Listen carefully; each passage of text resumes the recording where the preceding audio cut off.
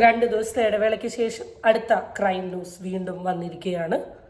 ഇപ്പോൾ കുറച്ച് ദിവസങ്ങളായിട്ട് ഇല്ല എന്നൊന്നും പറയുന്നില്ല, എന്നാലും വലിയ ചർച്ചയേറിയിട്ടുള്ള അല്ലെങ്കിൽ നമ്മളുടെ മനസ്സിനെ തന്നെ ഇങ്ങനെ ഇടിച്ചു കുലുക്കുന്ന രീതിയിലുള്ള ന്യൂസ് ഒന്നും ഒരു 2 ദിവസം ഗ്യാപ്പിൽ കണ്ടിട്ടില്ല. പക്ഷേ പൂർവാധികം ശക്തിയോടുകൂടി കൊല്ലത്ത് പുതിയൊരു കേസ് നടക്കുകയാണ്. നമുക്ക് അതിനെ പറ്റി ഒന്ന് എന്താ നോക്കാം. ഫെബിൻ വീഴുന്ന ദൃശ്യങ്ങൾ കൂടി പുറത്തു വന്നിട്ടുണ്ട്. എന്തൊക്കെയാണ് പോലീസ് നൽകുന്ന പുതിയ വിവരങ്ങൾ? എന്താണ് കൊലപാതകത്തിലേക്ക് എത്തിച്ചത്? എന്തൊക്കെയാണ് ലഭ്യമാകുന്ന വിവരങ്ങൾ? എൻ്റെ അമ്മേ, എന്താ അല്ലേ ആ ചെക്കൻ വീഴുന്ന വീഡിയോ കണ്ട സമയത്ത് ശരിക്കും പറഞ്ഞാൽ കുറച്ച് നേരം ഇങ്ങനെ ആയിപ്പോയി. ഞാൻ പറയാണ്ട് തന്നെ ഈ വീഡിയോ ക്ലിപ്പിങ്ങിൽ കൂടെ മനസ്സിലായിട്ടുണ്ടാവുമല്ലോ. തേജസ് എന്ന് പറയുന്ന ഒരാൾ ഫെബിൻ എന്ന് പറയുന്ന ഒരാളെ കുത്തിക്കൊല്ലുന്നു, അതിനുശേഷം ട്രെയിനിൻ്റെ മുമ്പ് പോയി ചാടി മരിക്കുന്നു. തേജസ് ഫെബിന്റെ സഹോദരിയുമായി സൗഹൃദത്തിലായിരുന്നു, പ്രണയത്തിലായിരുന്നു. അവർ വിവാഹം കഴിക്കാൻ തീരുമാനിച്ചിരുന്നു, വിവാഹം നിശ്ചയിച്ചിരുന്നുവെന്നാണ് ആലോചിച്ചിരുന്നുവെന്നാണ് മനസ്സിലാക്കുന്നത്. ഇരു കുടുംബങ്ങളും തമ്മിൽ പരിചയക്കാരുമായിരുന്നു. ഇതിനിടയ്ക്ക് ഫെബിന്റെ സഹോദരിക്ക് ഫെഡറൽ ബാങ്കിൽ ജോലി കിട്ടുന്നു. അങ്ങനെ ജോലി കിട്ടി കോഴിക്കോട്ടേക്ക് പോകുന്നു. ആ സാഹചര്യത്തിൽ എന്തോ അജ്ഞാതമായ കാരണങ്ങളാൽ തേജസും ആ സഹോദരിയും തമ്മിലുള്ള വിവാഹം മുടങ്ങുന്നു. അതിന്റെ പകയായിരുന്നു ഇപ്പോൾ നിറവേറ്റിയത് എന്നാണ് മനസ്സിലാക്കുന്നത്. സംഭവം പക്ക ഒരു പ്രണയ കൊലപാതകമാണ്. പ്രണയത്തിൻ്റെ ഒരു ആഫ്റ്റർ എഫക്റ്റ് ആണ്. ഫെബിൻ്റെ സിസ്റ്ററുമായിട്ട് തേജസ് പ്രണയത്തിലായിരുന്നു. പിന്നെ എന്തൊക്കെയോ അത് 2 വീട്ടുകാരും അംഗീകരിച്ചിട്ടുള്ളൊരു പ്രണയമാണ്. പ്രണയത്തിൽ എന്തൊക്കെയോ പ്രശ്നങ്ങൾ വന്നു. അങ്ങനെ അവർ 2 പേരും ബ്രേക്കപ്പായി കഴിഞ്ഞതിന് ശേഷം പെൺകുട്ടിക്ക് ഫെഡറൽ ബാങ്കിൽ ജോലി കിട്ടിയിട്ട് കുട്ടി കോഴിക്കോടേക്ക് വന്നു. പ്രണയബന്ധം മുറിഞ്ഞു കഴിയുന്ന സമയത്ത് ഓട്ടോമാറ്റിക്കലി അത് ഏതെങ്കിലും ഒരാൾക്ക് ഭയങ്കര ഡിപ്രഷൻ ആയിരിക്കും. ഇപ്പോൾ തേജസിന് ഭയങ്കര ഡിപ്രഷൻ ആയിരുന്നു. 2 വീട്ടിലും അറിയുന്നത് കൊണ്ട് തന്നെ വീട്ടുകാർ പരസ്പരം സംസാരിച്ച് വിഷയം സോൾവ് ആക്കാൻ ശ്രമിച്ചെങ്കിലും സോൾവ് ആയില്ല. അപ്പോൾ അതിൽ നിന്ന് വന്ന ഒരു പകയാണ് ഈ കൊലപാതകത്തിലോട്ട്. 6:30 ആദ്യഘട്ടത്തിൽ ഈ തേജസ് രാജ് ഈ ഫെബിന്റെ വീട്ടിലെത്തുന്നത്. ഈ ഫെബിന്റെ വീടിന്റെ വാതിൽ കൂടി കടന്നു പോകുകയും ഈ ഫെബിൻ അടക്കമുള്ളവർ ഈ വീട്ടിലുണ്ടെന്ന് ഉറപ്പിക്കുകയും ചെയ്യുന്നു. ഇതിനുശേഷമാണ് പിന്നീട് മുഖമടക്കം മറച്ചുകൊണ്ട് ഈ സ്ഥലത്തെത്തി ഫെബിന്റെ വീട്ടിലേക്കെത്തി ഈ കൊലപാതകം ഈ തേജസ് നടത്തുന്നത്. വളരെ പ്ലാൻഡ് ആയിട്ടുള്ള ഒരു കൊലപാതകമാണ്. എന്ന് വെച്ചാൽ ആദ്യം വന്ന് നോക്കി കൺഫേം ആക്കി അതിന് ശേഷമാണ് വന്ന് വെട്ടിക്കൊല്ലുന്നത്. അപ്പോൾ അത്രത്തോളം പ്ലാൻഡ് ആയിട്ടുള്ള ഒരു കേസാണ്. അപ്പം അങ്ങനെയൊക്കെ നമ്മൾ ഇത്രമാത്രം ഇരുന്ന് പ്ലാൻ ചെയ്യണമെങ്കിൽ, അതും പെൺകുട്ടീനെയല്ല ചെയ്തത്, പെൺകുട്ടീൻ്റെ അച്ഛനെയല്ല അമ്മേനെയല്ല, ഇപ്പോൾ പെൺകുട്ടീൻ്റെ സഹോദരനെ ചെയ്യണമെങ്കിൽ കുറച്ചും കൂടെ എന്തെങ്കിലുമൊക്കെ ഒരു റീസൺ ഇതിൻ്റെ ഉള്ളിൽ ഉണ്ടാവുമെന്നാണ് തോന്നുന്നത്.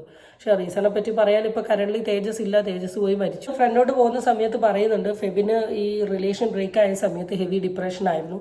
ഡിപ്രഷൻ്റെ ഭാഗമായിട്ട് അതിന് വേണ്ട ട്രീറ്റ്മെൻറ്റും കാര്യങ്ങളൊക്കെ എടുത്തിരുന്നു എന്നൊക്കെ പറയുന്നുണ്ട്. അപ്പോൾ അത്രത്തോളം വളരെ ഡീപ്പായിട്ടുള്ള ഒരു റിലേഷൻഷിപ്പ് തന്നെയായിരിക്കും 2 ആളും തമ്മിൽ ഉണ്ടായിരുന്നത്. ഇപ്പോൾ വീട്ടുകാർ ഇടപെട്ടു എന്ന് പറയുന്ന സമയത്ത് 2 ആളുടെയും വീട്ടുകാർ ഓട്ടോമാറ്റിക്കലി അക്സെപ്റ്റ് ചെയ്ത ഒരു റിലേഷൻഷിപ്പാണ്. അപ്പോൾ ഭയങ്കര പ്രതീക്ഷ ഉണ്ടായിരുന്ന ഒരു സാധനമാണ്. ഈ പ്രതീക്ഷ നഷ്ടപ്പെടുന്ന ഒരു സ്റ്റേജിലാണ് ഒരാൾക്ക് ആത്മഹത്യ ചെയ്യാൻ തോന്നുന്നത്. ഇപ്പോൾ സൂയിസൈഡ് എന്ന് പറഞ്ഞാൽ is equal to hopelessness, helplessness അല്ലെ വർത്ത്ലെസ്നെസ്. എനിക്ക് വോത്തില്ല, എന്നെ ഹെൽപ്പ് ചെയ്യാൻ ആരുമില്ല, എനിക്കിനി ജീവിതത്തിൽ ഒരു പ്രതീക്ഷ ഇല്ല എന്ന് വരുന്ന ഒരു സമയത്ത് വരുന്ന ഒരു സാധനമാണ്. അപ്പം ഒരു ഹൈ ലെവൽ ഓഫ് ഡിപ്രസീവ് സിംറ്റംസിൽ കൂടെ കടന്നു പോകുന്നതിൻ്റെ ഭാഗമായിട്ട് വന്നിട്ടുള്ള ഒരു സൂയിസൈഡാണ് അവൻ ചെയ്തത്. പക്ഷെ എന്തുകൊണ്ടാണ് ഈ ഫെബിൻ എന്ന് പറയുന്ന ഒരു കുട്ടീനെ ഇതിലോട്ട് തെരഞ്ഞെടുത്തു എന്ന കാര്യത്തെക്കുറിച്ച് നമുക്ക് അറിയില്ല. ഇവരുടെ ഈ റിലേഷൻഷിപ്പ് ബ്രേക്കപ്പ് ആവാനുള്ള കാരണം എന്താ എന്നും നമുക്ക് പറയാൻ പറ്റില്ല. കാരണം ഓരോരുത്തരുടെ റിലേഷൻഷിപ്പ് ബ്രേക്കപ്പ് ആവാൻ അവർക്ക് അവരുടേതായ റീസൺ ഉണ്ട്. ആ റീസണോ കാര്യങ്ങളോ ഒന്നും പുറത്ത് പറഞ്ഞിട്ടില്ല. ഇനി മനഃപൂർവ്വം ഈ പെർട്ടിക്കുലർ ആളെ ഒഴിവാക്കിയതാണോ എന്ന് നമുക്ക് പറയാൻ പറ്റില്ല. ഒഴിവാക്കുമ്പോഴാണ് അതിൻ്റെ പുറത്ത് ദേഷ്യം വാശിയൊക്കെ വരിക. അല്ലെങ്കിൽ ഇനി ഈ റിലേഷൻഷിപ്പ് അവരുടെ സ്മൂത്തായി കൊണ്ടുപോകുന്ന റിലേഷൻഷിപ്പിൽ അനിയൻ്റെ എന്തോ ഇൻഫ്ലുവൻസ് കാരണമാണോ ബ്രേക്ക് ആയെന്നൊന്നും പറയാൻ പറ്റില്ല. ഇതിന് ഒരുപാട് അസംഷൻസ് അല്ലെങ്കിൽ ഒരുപാട് ജഡ്ജ്മെൻ്റൽ ആയിട്ടുള്ള പ്രജുഡൈസ് ആയിട്ടുള്ള ഒരുപാട് കാര്യങ്ങൾ നമുക്ക് പറയാം. പക്ഷേ ഇതിനെപ്പറ്റിയൊന്നും നമുക്കൊരു ഫുൾ ക്ലാരിറ്റി ഇല്ല. കാരണം ഒരാൾ മരിച്ചുപോയി, 2ാമത്തെ ആൾ ആത്മഹത്യയും ചെയ്തു. ഇനി ഇത് റിലേറ്റ് ചെയ്തിട്ട് എന്തെങ്കിലും കാര്യങ്ങൾ പറയാൻ പറ്റുന്നുണ്ടെങ്കിൽ അത് ഇവരുടെ 2 പേരുടെ വീട്ടുകാർക്കും പിന്നെ ആ റിലേഷൻഷിപ്പിലുള്ള കുട്ടിക്ക്, അല്ലെങ്കിൽ ബ്രേക്കപ്പായി പോയിട്ടുള്ള ആ കുട്ടിക്ക്, അല്ലെങ്കിൽ ഫെബിൻ്റെ സിസ്റ്ററിനും മാത്രമേ ഇതിനെപ്പറ്റി എന്തെങ്കിലും സംസാരിക്കാം.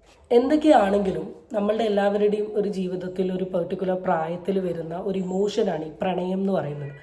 പ്രണയമില്ലാത്ത വളരെ ചുരുക്കം പേരെ ഉണ്ടാവും. എല്ലാവർക്കും പ്രണയം അല്ലെങ്കിൽ അങ്ങനത്തെ ഒരു ഇമോഷനൊക്കെ നമ്മുടെ തോന്നാം. പക്ഷേ ഈ പ്രണയം എന്ന് പറയുന്നത് അല്ലെ പണ്ടത്തെ പ്രണയത്തിൽ നിന്ന് ഇന്നത്തെ പ്രണയത്തിൻ്റെ ഒരു രീതിയൊക്കെ അങ്ങ് മാറിപ്പോയിട്ടുണ്ട്. കാരണം ഇന്നത്തെ പ്രണയം തുടങ്ങുന്നതും ഒടുക്കം വേറൊരു ലെവലിലോട്ടാണ്. പണ്ട് ഈ പ്രണയം തുടങ്ങുകയാണെങ്കിൽ അല്ലെങ്കിൽ റിലേഷൻഷിപ്പ് സ്റ്റാർട്ട് ചെയ്യുന്നത് ചിലപ്പോൾ കല്യാണത്തിലോട്ട് പോകാം, അല്ലെങ്കിൽ അതൊരു ബ്രേക്കപ്പ് ആവാം. അവർ രണ്ടുപേരും രണ്ട് ലൈഫായിട്ട് പോകുന്നു. അതിന് ശേഷം അവർ ചിലപ്പോൾ പല പരിപാടികളിലും കണ്ടുമുട്ടാം, സന്തോഷത്തോടു കൂടി പിരിയുന്ന ഒരു നല്ല സൗഹൃദമാണ്. പക്ഷെ ഇന്നത്തെ പ്രണയത്തിൻ്റെയൊക്കെ അവസാനം ഒന്നെങ്കിൽ ആസിഡ് ഒഴിക്കുക, അല്ലെ കത്തിക്കുത്ത്, വണ്ടി ഇടിച്ച് കൊല്ലുക, അല്ലെ ഭീഷണിപ്പെടുത്തുക, ഉള്ള ഫോട്ടോസ്, വീഡിയോസ്, ചാറ്റ് പോലെയുള്ള കാര്യങ്ങളൊക്കെ ഷെയർ. എങ്ങനെയാണ് നമ്മൾ ആത്മാർത്ഥമായി സ്നേഹിക്കുന്ന ഒരു വ്യക്തിയുടെ നേരെ ഇങ്ങനത്തെ കാര്യങ്ങളൊക്കെ ചെയ്യാൻ പറ്റുന്നത്? രണ്ടുപേര് റിലേഷൻഷിപ്പിലാവുന്ന സമയത്ത് അവർ രണ്ടുപേരും അങ്ങോട്ടും ഇങ്ങോട്ടും ഉണ്ടാകുന്ന ഒരു ഇൻഫാക്ച്വേഷൻ്റെയോ അട്രാക്ഷൻ്റെയോ പുറത്താണ് റിലേഷൻഷിപ്പിലാവുന്നത്. അത് മുന്നോട്ട് പോകുന്ന സമയത്താണ് ഇവിടെ പല സിങ്കുകൾ വർക്കൗട്ട് ആവാത്ത പോലെ തോന്നുക, അല്ലെങ്കിൽ പരസ്പരം അഡ്ജസ്റ്റ്മെൻറ്റ് ഇല്ലാണ്ട് വരുന്ന സമയത്ത് ഇതങ്ങ് ബ്രേക്ക് ആവുന്നത്. നമ്മൾ ഈ കല്യാണം കഴിഞ്ഞിട്ട് ഈ അഡ്ജസ്റ്റ്മെൻറ്റിൽ ഇഷ്യൂസ് വരുന്ന സമയത്ത് നമ്മൾ കുറേ ഇങ്ങനെ അഡ്ജസ്റ്റ് ചെയ്ത് നിൽക്കും. കാരണം അവിടെ ഇനി ഡിവോഴ്സ്, വീട്, കുടുംബം, നാട്ടുകാർ, ചർച്ച ഒക്കെ വരും. റിലേഷൻഷിപ്പിലോട്ട് വരുന്ന സമയത്ത് if it is not gonna work out, അല്ലെങ്കിൽ അതിനെ മെൻ്റലി വീക്ക് ആക്കുകയാണെങ്കിൽ like we just move on from it. അത്രയും ഇത് പ്രണയത്തിൻ്റെ കേസിൽ മാത്രമല്ല, രണ്ട് വ്യക്തികൾ തമ്മിലുള്ള ബന്ധം മുന്നോട്ട് പോകുന്ന സമയത്ത് അത് നല്ല രീതിയിലല്ല പോകുന്നത്, അല്ലെ ഇത് മുന്നോട്ട് കൊണ്ടുപോയിട്ട് പ്രത്യേകിച്ച് ബെനിഫിറ്റ് ഇല്ല എന്ന് തോന്നുന്നുണ്ടെങ്കിൽ നമ്മൾ അതിൽ നിന്ന് മൂവ് ഓൺ ആകും. അതുകൊണ്ട് ഒരിക്കലും അതൊരു വാശി, ദേഷ്യം, കൊലപാതകം, കത്തിക്കുത്തിലോട്ട് പോകരുത്. ഒരു കുഴപ്പക്കാരും അല്ല, നല്ല ആൾക്കാരാണ്. ഒരു പ്രശ്നം, ഒരു ഇഷ്യൂ ഇല്ലാത്ത ആൾക്കാരാണ്. സഹകരണം എന്ന് പറഞ്ഞാൽ അങ്ങനെ വലിയ സഹകരണമൊന്നുമില്ല.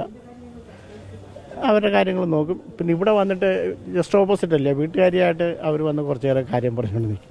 അയൽവാസികളുടെ കുറച്ച് വീഡിയോസൊക്കെ ഭയങ്കര വൈറലാവുന്നുണ്ട്. ഈ തേജസിനെ പറ്റി പറയുന്ന ഒരു അഭിപ്രായം എന്താണെങ്കിലും ഒരു ഡിഗ്രി സെക്കൻഡ് ഇയർ പഠിക്കുന്ന ഒരു കുട്ടിയാണ്. അപ്പം നല്ല അഭിപ്രായങ്ങളാണ് പറയുന്നത്. നാട്ടിലാണെങ്കിലും സമൂഹത്തിലാണെങ്കിലും അങ്ങനെ പ്രശ്നങ്ങളോ വഴക്കോ ഒന്നും ഇല്ലാത്ത ഒരാളാണ്. ഇതൊരു കൊലപാതകത്തിലോട്ട് പോയിട്ടുണ്ടെങ്കിൽ ഇത് തന്നെയാണ് റീസൺ എന്നാ പറയുന്നത്. ഇപ്പോൾ ഈ റിലേഷൻഷിപ്പ് കണ്ടിന്യൂ ചെയ്യുന്ന ആൾക്കാരോടും അല്ലെങ്കിൽ റിലേഷൻഷിപ്പിലുള്ള ആൾക്കാരോടും എനിക്ക് പറയാനുള്ളത്, നോക്കിയും കണ്ടും റിലേഷൻഷിപ്പിലോട്ട് പോവുക. ബ്രേക്കപ്പ് ആവുന്ന സമയത്തും വളരെ വൃത്തിയിൽ അങ്ങ് ബ്രേക്കപ്പ് ആക്കുക. അതിങ്ങനെ മറ്റേ ഒരാളെ മെൻ്റലിയോ അല്ലെങ്കിൽ ഇമോഷണലിയോ ഭയങ്കര തകർക്കുന്ന രീതിയിലുള്ളൊരു സിറ്റുവേഷനിലോട്ടാണ് കൊണ്ടുപോകുന്നതെങ്കിൽ ഇതല്ല, ഇതിനപ്പുറം കാണേണ്ടി വരും മാത്രമേ പറയാനുള്ളൂ. So guys, bye. Stay tuned for the next video.